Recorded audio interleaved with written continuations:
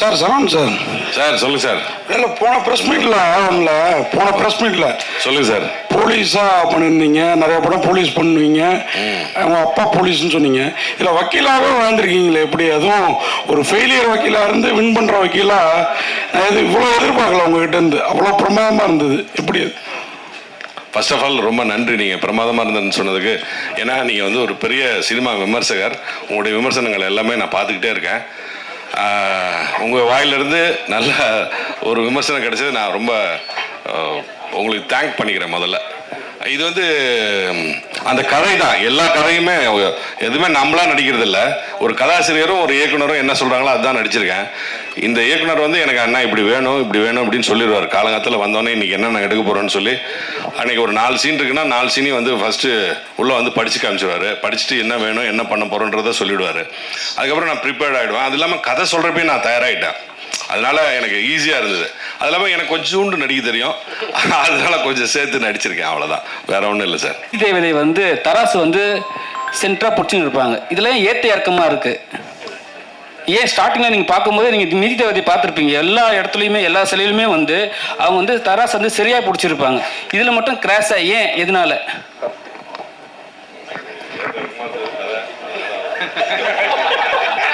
அப்படியே மைக்கில் சொல்கிறேங்கண்ணே.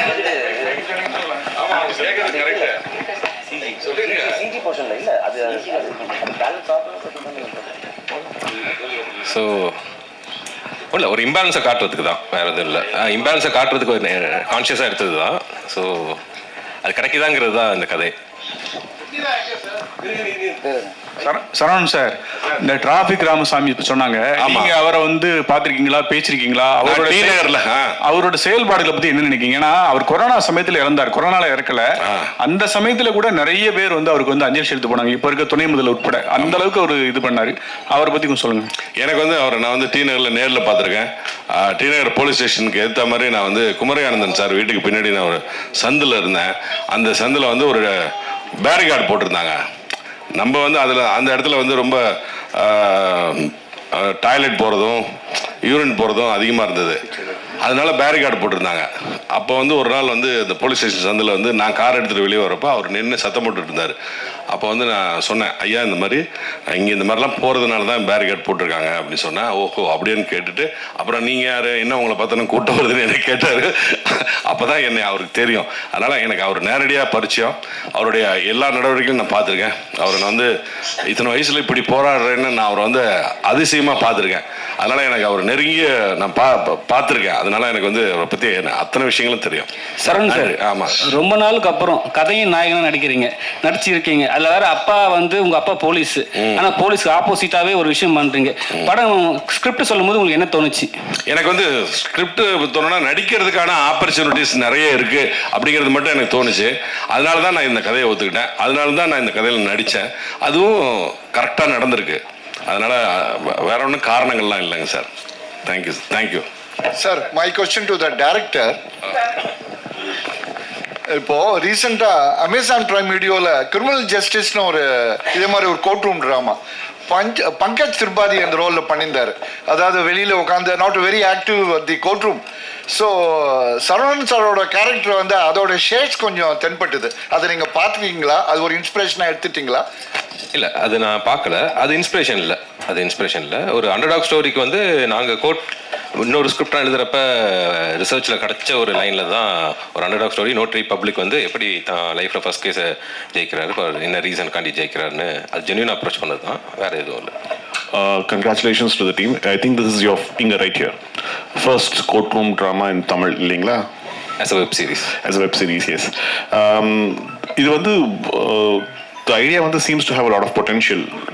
இது வந்து this might just be the first episode. இன்னொரு விஷயம் I wanted to ask is that 20 minutes or so தான் ஒரு episode, I think. Was that a conscious decision because attention spans are coming down? No, conscious decision வந்து channel சொன்னது. அது அவங்களோட இதில் வந்து 20 minutes வச்சுக்கலாம் அப்படிங்கிறது.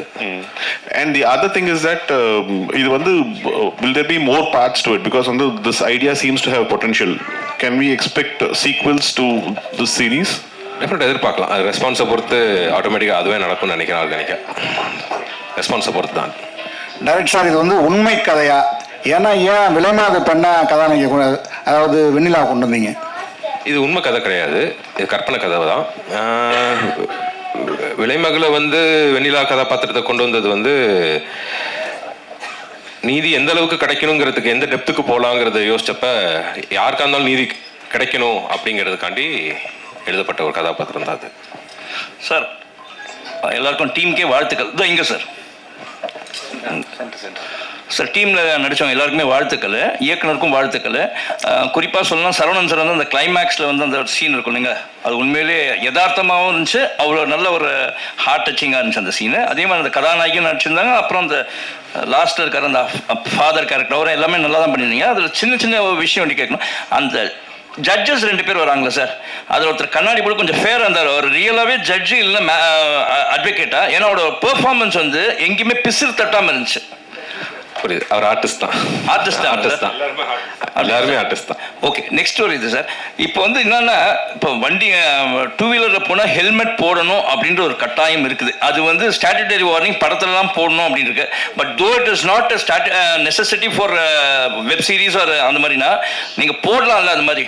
ஏன்னா அது ஒரு அவேர்னஸ் கிரியேட் பண்ணுறது நல்லா இருக்கும். இல்லைன்னா வந்து கிராண்டட் ஃபார் இதுன்ற மாதிரி எடுத்துப்பாங்க எல்லாருமே. கண்டிப்பா கண்டிப்பா இனி வரும் காலங்களில் அந்த மாதிரி பண்ணீங்கன்னா சார். அதாவது வக்கீலை வந்து ஓச்சார வழியில் கைது பண்ணுற மாதிரி பண்ணியிருக்கீங்க, இது சரியா? ஏன்னா இப்போல்லாம் கைது பண்ணுற மாதிரிலாம் இல்லை ஓச்சாரத்தை பண்ணுற இடத்துல. ரெண்டாவது இன்னொன்று வந்து அந்த போலீஸ் ஸ்டேஷன் உள்ளைக்கு உட்பட்ட இடமா அது?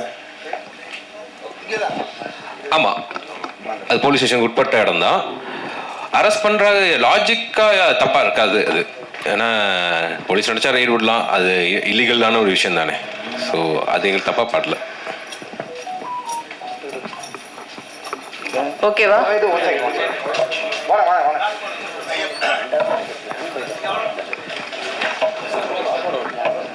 Hello, first question to Shanmugam alias Kuppusamy sir. இனிமேல் உங்களை குப்புசாமி தான் எல்லாரும் கூப்பிட போகிறாங்க, சேஞ்ச் ஆஃப் நேம் கொடுக்க வேண்டாம். ரியல் லைஃப்பில் நீங்கள் சில்ட்ரன் எவ்வளோ சில்ட்ரன் உங்களுக்கு அந்த பர்சனலி?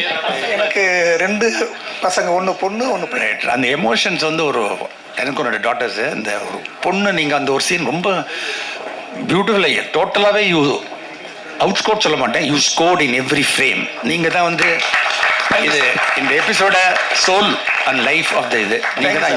நீங்கள் இல்லைனா இதுவே இல்லை, எபிசோடே இல்லை. ரொம்ப நன்றிங்க சார். அந்த ரொம்ப டச்சிங்காக இருந்த சீன் வந்து நீங்கள் வந்து அப்பான்னு சொல்ல வருவீங்க, அண்ட் ரொம்ப பியூட்டிஃபுல்லாக அவங்க ரியாக்ட் பண்ணுவாங்க. 1000 ரூபான்னு 1000 வாங்க நினைக்கிறேன். சரி, I got the amount right but not the emotions wrong. ரொம்ப நல்லா பண்ணீங்க, hats off to you. And இன்னும் ஒரே ஒரு question to Nambitha. As a junior to senior artist like Saravanan sir, நிறைய நீங்கள் அண்டர் பிளே பண்ண வேண்டியது கேரக்டர்லையும் சரி எமோஷன்ஸ்லேயும் சரி. பட் இந்த 2-3 சீன்ஸ் ஆனால் ரொம்ப நல்லா பண்ணீங்க. நீங்கள் அவுட் ஸ்கோர்னு சொல்ல மாட்டேன், டாமினேட்டும் பண்ணலை, கேரக்டர் அவசியமும் இல்லை, பட் ரொம்ப வந்து ஆப்டாக இவ்வளோ தான் பண்ணணும். And you are again the life of this. Thank you sir, thank you so much, thank you so much. எப்படி experience to sorry sir, Saravanan சாரோட நடிச்சது, ஹவ் வாஸ் தட் எக்ஸ்பீரியன்ஸ்? நான் அங்கே சொன்ன மாதிரி தான் சீனியர் ஆர்டிஸ்டாக ஒரு he didn't give off that energy at all. என்ன off camera and on camera ரொம்ப கம்ஃபர்டபுளாக வச்சுக்கிட்டாரு. எப்போ எனக்கு ஒரு செகண்ட் தாட் எப்போவுமே வரல நடிக்கும் போதோ இல்லை ஆஃப் கேமரா ஒரு பயமோ ஒரு நர்வஸ்னஸோ கொடுக்கவே இல்லை. And I think the credit goes to him. So ஓகேவா? நான் இந்த பொண்ணை வந்து நான் வந்து அதை பற்றி பேசல, நடிப்பை பற்றி எதுவும் பேசல. இவங்க வந்து பூஜையிலேருந்து ஒரு 2 நாள் பார்த்துட்டு தான் நடிச்சிட்டு இருந்தாங்க. கொஞ்சம் ஒரு நர்வஸாக இருந்த மாதிரி இருந்தாங்க. கூப்பிட்டு யார் என்ன பேர் எல்லாம் கேட்டுட்டு இருக்கும்போது அவங்க அப்பா யாருன்னு சொன்னாங்க. அவங்க அப்பா வந்து பானு பிரகாஷ்ன்னு சொல்லி நம்ம தலைவாசல் படத்தில் நடிச்சிருப்பார். தலைவாசலில் நானும் நடிச்சிருக்கேன், செல்வாவும் நானும் நடிச்சிருக்கேன். அப்போத்துலேருந்து அவங்க அப்பா எனக்கு தெரியும். அவரோட பொண்ணாங்க அப்படின்னு சொல்லிட்டு நான் அவங்கள்ட்ட பேச ஆரம்பித்த பிறகு அதுக்கப்புறம் நாங்கள் 2 பேரும் கொஞ்சம் நேரம் இன்ட்ராக்ட் பண்ணிட்டு இருந்தோம். அப்போது வந்து அதுக்கப்புறம் 3rd டேலேருந்து அவங்க வந்து அழகாக, ரொம்ப அழகாக இந்த பாந்தமாக அவர் சொன்ன மாதிரி அந்த கதைக்கு என்ன நியாயமோ அதை செஞ்சுருக்காங்க. நீங்கள் இன்னும் நிறைய படங்கள் நடிக்கணுமா? வாழ்த்துக்கள்ப்பா, என்னுடைய வாழ்த்துக்கள். சொல்லுங்கள் சார். சட்ட விதிகள்லாம் சொல்கிறீங்க. ஆமாம். அதை வந்து எப்படி நீங்கள் கரெக்டாக சொன்னீங்க? அதுக்கு வந்து ஏதாவது ட்ரைனிங் ப்ராக்டிஸ் எதனா எடுத்தீங்களா? இது வந்து ஆல் கிரெடிட் கோஸ் டு சூரிய பிரதாப்பும் டேரக்டருக்கு. ஆமாம், அது வந்து நான் என்னுடைய தமிழ் லிட்ரேச்சர் சொல்லிக் கொடுத்த தமிழ் லிட்ரேச்சர் படித்தேன் நான். அது வந்து இப்போ யூஸ் ஆகுது, அவ்வளோதான். ஆமாங்க சார். தேங்க்யூ, நன்றி சார். சார் இந்த கேள்வி டேரக்டருக்கும் ஹீரோயினுக்கும் சேர்த்து. சொல்லுங்க சார். சார் டேரக்டர் சார், இவ்வளோ அழகான ஒரு ஹீரோயினை போட்டிருக்கீங்க. ஆனால் ஆப்போசிட்டில் ஒரு வக்கீலுக்கு ஒரு வைஸ் ஸ்டாண்டாக கூட படிச்சவர் இருந்தார். ஏதாவது ஒரு ரொமான்ஸ் டூயட் வச்சுருந்தீங்கன்னா இன்னும் கொஞ்சம் என்டர்டைன்மெண்ட்டாக இருந்திருக்குமே. அது மாதிரி மேடம் உங்கள்கிட்ட இருக்கு அதே கேள்வி தான் வேறு ரூபத்தில். நீங்கள் அவங்க சொன்ன பிறகு சொல்லுங்கள். இப்போ இவ்வளோ பொண்ணாயிரம் ஒரு சீரீஸ்லாம் நடிச்சிருக்கீங்க, ஆனால் நல்ல ப்ரொஃபஷனலிஸ்ட்டாக வரீங்க. ஒரு லவ் அந்த மாதிரிலாம் இல்லையே அப்படின்ற வருத்தம் இருந்தது அவங்களுக்கு? சுத்தமா இல்லை. எப்பவுமே அப்படி தானே மோஸ்ட் ஆஃப் த ரோல்ஸ். ஒரு இப்போ நிறைய இந்த ப்ரொஃபஷனலாக ரோல்ஸ் கிடைக்குது. நிறைய முன்னாடிலாம் அப்படி தானே கதாநாயகிங்க வருவாங்க. ஸோ இந்த மாதிரி ஃபுல்லாக ப்ரொஃபஷனலாக கிடைக்கிறது எனக்கு ரொம்ப சந்தோஷமா இருந்துச்சு. ஆனால் எங்களுக்கு கொஞ்சம் வருத்தமாக இருந்தது. டேரக்டர் சார் நீங்கள் சொல்லுங்கள், அதுக்கு ஒரு பதில். இல்லை, ரொமான்ஸ் தனி ஸ்கிரிப்டாக பண்ணிக்கலாம். இந்த இதில் டிமாண்ட் பண்ணல. மோரோவர் நான் நமிர்தாக்கு ஃபோனில் தான் இந்த ஸ்டோரி நரேட் பண்ணேன். அப்போ நரேட் பண்ண யூஸ்வலான ரொமான்ஸ் ஏதோ வருதோன்னு நான் நினச்சேன். இது ரொம்ப இன்ட்ரெஸ்டிங்காக இருக்குன்னு தான் அவங்க சொன்னாங்க. ஸோ அது ஒரு ரீசனாக உள்ளார வரப்போ அது ஒரு நல்ல விஷயம் தானே. சரவணன் சார், அதே மாதிரி இந்த வெப் சீரிஸுக்கும் சினிமாவுக்கும் என்ன டிஃப்ரெண்ட் பார்க்குறீங்க? சம்பளம் இந்த மாதிரி 40 நாள் 14 நாள்ல முடிச்சிட்டாங்கிறீங்க. சினிமாலாம் அப்படி ஒத்துப்பீங்களா? ஒத்துக்க மாட்டேன். இது வந்து இந்த கதைக்காக நான் ஒத்துக்கிட்டேன். எனக்கும் இது சினிமாக்கும் வெப் சீரிஸுக்கும் நோ டிஃப்ரென்ஸ். இது வந்து இவங்க டீம் வந்து சினிமா மாதிரியே எடுத்தாங்க. இது வெப் சீரிஸ் மாதிரி அவங்க எடுக்கவே இல்லை. அது நான் வந்து ஹானஸ்டாக சொல்கிறேன். எந்த கோர்ட்டில் வேணாலும் சத்தியம் பண்ணுவேன். அதனால இது வந்து வெப் சீரிஸ் மாதிரியே இருக்கு. ஷூட்டிங் அப்போ இல்லை சார்.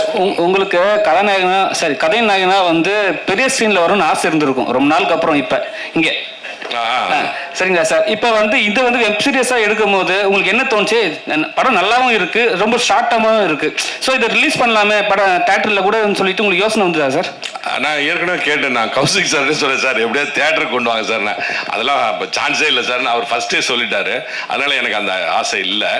நான் கதாநாயகனா நடிக்கணும்னு ஆசைலாம் அப்படிலாம் நான்லாம் இல்லை. கதையின் நாயகனா நடிக்கிறது வந்து இது வந்து பை காட் கிரேஸ். எனக்கு வந்து இந்த கதை வந்து எனக்காக வந்தது. இது எனக்காக தைச்சி எடுத்துகிட்டு வந்த இந்த ஷர்ட்டு அது மாதிரியே அந்த கதையும் எனக்காக வந்த கதை. என்னை நோக்கி வந்த கதை. நான் தேடி போகல இந்த கதையை நோக்கி. என்னை நோக்கி இந்த இப்போ சூரிய பிரதாப் எடுத்துகிட்டு வந்தார். பிரபாஸ் சொல்லியிருக்காரு அது வந்து பருத்தியூரன் சித்தப்பா நடித்தா நல்லா இருக்கும்னு அவர் சொல்லியிருக்காரு. டேரக்டர் ஒத்துக்கிட்டு இருக்காரு. டேரக்டர் வந்து டேரக்டரும் கதாசிரியரும் வந்து என் வீட்டில் வந்து கதை சொன்னாங்க. அதை கேட்டு நான் உடனே ஒத்துக்கிட்டேன். மறு பேச்சே இல்லை. கதை கேட்ட உடனே ஒத்துக்கிட்டேன். ஏன்னா இதில் எனக்கு நடிக்கிறதுக்கு வாய்ப்பு இருக்குது, ஸ்கோப் இருக்குன்னு தெரிஞ்சு போய் ஒத்துக்கிட்டேன் நான். அதனால் இது வந்து அவ்வளோ அழகாக வந்திருக்கு. கௌசிக் சார் சார், நீங்கள் இப்போ இந்த ஜி5ல வந்து சில எபிசோடு வந்து ஒன் வீக் ரிலீஸ் பண்ணுவாங்க. இது வந்து எப்படி ஃபுல்லாக ரிலீஸ் பண்ண போகிறீங்களா? எப்படி பிளானில் இருக்கீங்க? ஃபுல்லாக தான் சார். ஒன் வீக் ஒவ்வொரு எபிசோடை ரிலீஸ் பண்ணுற பிளான் கிடையாது. ஆல் 7 எபிசோட்ஸ் வந்து உங்களுக்கு 18ஆம் தேதி, அதாவது ஃப்ரைடேலேருந்து ஸ்ட்ரீம் ஆகிட்டு இருக்கும். சரவணன் சார், இந்த வெப் சீரிஸ் சினிமாலலாம் கடைசியில் நீதி கிடைச்சிரும். இதில் வந்து நீங்கள் அந்த வெண்ணிலாவை கண்டுபிடிச்சி பார்த்து போலீஸுக்கு இவங்களுக்குலாம் வந்து நீதி வாங்கி கொடுத்தீங்க. நிஜ வாழ்க்கை இதில் நிறைய லாக்அப் டெத் நடக்கு. சாத்தாங்குளம் சம்பவம், தூத்துக்குடி மற்றது, அப்புறம் வந்து திருப்போணம், இது அண்ணாமலை யூனிவர்சிட்டியில் கூட நிறைய நடந்தது. அந்த பையன் கூட வெளியே வந்துட்டான். அதை பற்றி என்ன நினைக்கிங்க? போலீஸு சட்ட நீதிலாம் சாதாரண மக்களுக்கு வந்து கரெக்டாக கிடைக்குதா? நம்ம நாட்டில் இன்னும் எப்படி இருக்குது? தாமதமாக கிடைக்குங்க. எனக்கே இன்னும் 2-3 நீதி கோர்ட்டில் என் கேஸே இருக்குது. எனக்கும் இன்னும் நீதி கிடைக்கல. நான் 5 வருஷமாக கோர்ட்டில் போட்டிருக்கேன். அது இன்னும் கிடைக்கல. இது படத்துக்காக ஓப்பனிங் சீனில் நீதி இல்லை, லாஸ்ட் சீனில் நீதி வந்துடுச்சுன்றது தான் கதை. அதனால் படத்துக்கும் ரியல் லைஃபுக்கும் நிறைய டிஃப்ரென்ஸ் இருக்குது.